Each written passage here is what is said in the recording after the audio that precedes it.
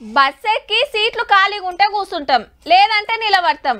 Bus కదలంగానే ticket అనుకుంటా conductor వస్తాడు. ఇప్పుడంటే అక్కలు ఆధార్ కార్డులు చూపించి ఫ్రీగా పోతున్నారు, కానీ మునుపు అందరూ టికెట్లు తీసుకున్నాడేనాయే.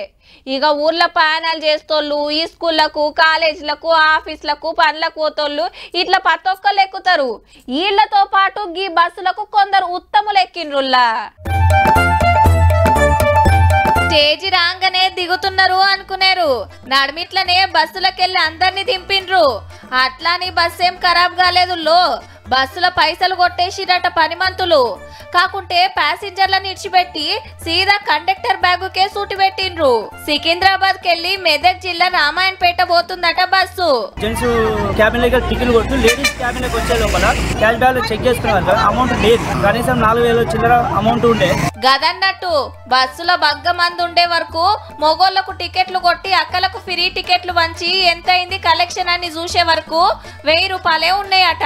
ఇదెక్కడ కథరో, 4000కు మీదనే ఉండాలి ఏమైనట్టని బస్సు పక్క కాపీ గీ తీర్ల చెకింగ్ చేసిరన్నట్టు. ఎవ్వరు తాన దొరకలేదట. కొట్టేసినోడు నడిమిట్ల ఎడ దిగిండో మరి. పోలీసులకు కంప్లైంట్ ఇచ్చిండ్రు.